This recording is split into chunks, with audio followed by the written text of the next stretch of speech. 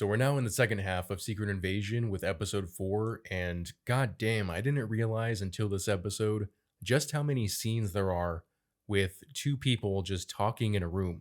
How small was their budget? They definitely saved their special effects budget to have Talos go in and out of his scroll transformation in this episode. They also spent 5 grand on a bottle of whiskey. I actually looked it up, and it is in fact 5 grand for a bottle of 23-year reserve of Pappy Van Winkle whiskey.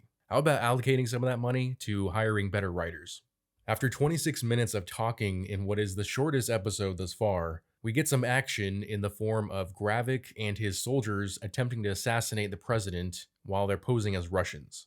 During the firefight, Fury and Talos try to stop him, and Gravik reveals his abilities. Extremis, which we've already seen, but he also now has Groot's ability. What's interesting about it is that I thought when Gravik had Groot's ability, it would just mean that he'd be stretching his limbs, but they would still hold the properties of Skrull or, I guess, human skin. But his arm actually turns into wood. So I guess in some cases, they would be literally taking on the DNA and, in some cases, appearance of the people they're taking powers from. Which makes me wonder how they would look if they took the power of the frost creature or coal obsidian. It's also during this firefight, which takes place in the end of the episode, where Talos dies.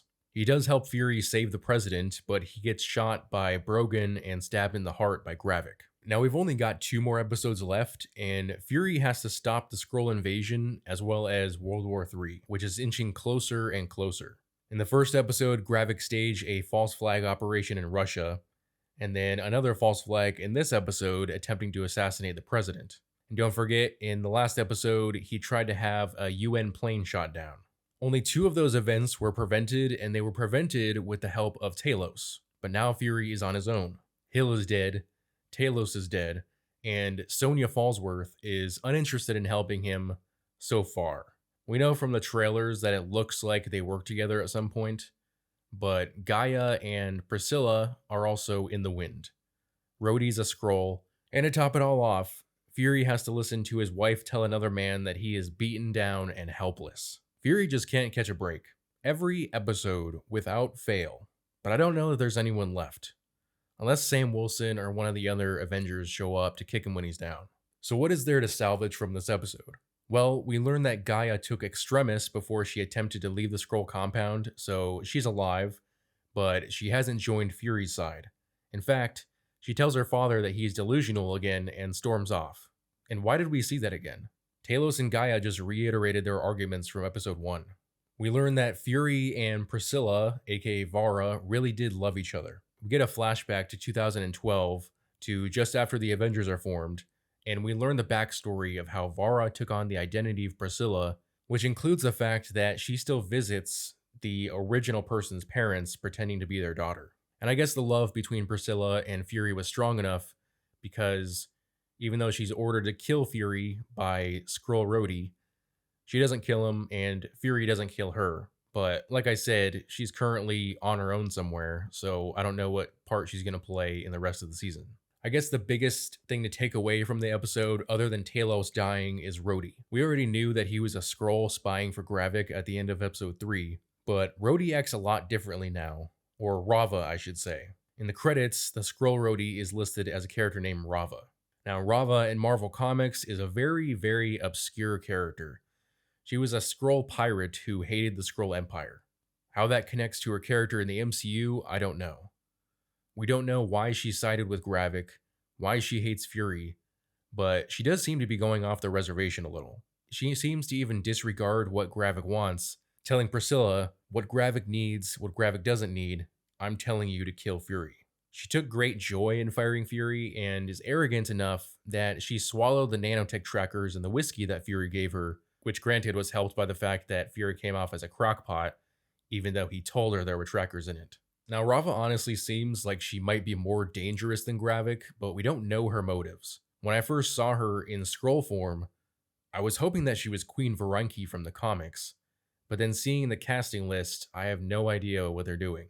And it also calls into question Priscilla's relationship with Gravik, because in my last video, I hypothesized that Priscilla had a greater impact on Gravik than I guess what we see in this episode. In fact, they really toss aside just how far Priscilla was in with Gravik and his rebels, which I think is a pretty important piece, and I really wish they would have delved into that more.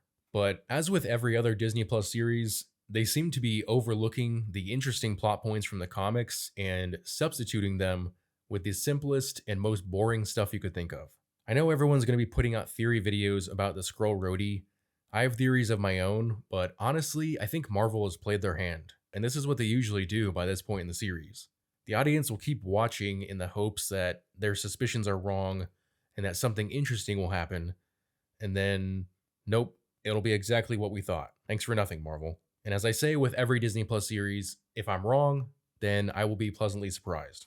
But the whole Talos dying thing, just like Maria Hill, it feels like they just threw that in there.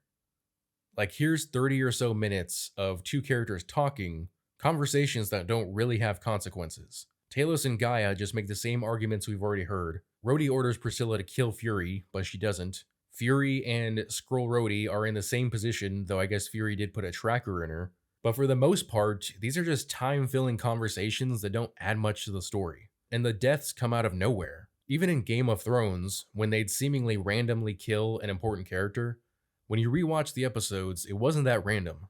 They had dropped clues. But more importantly, they had allowed the characters to build up to their death.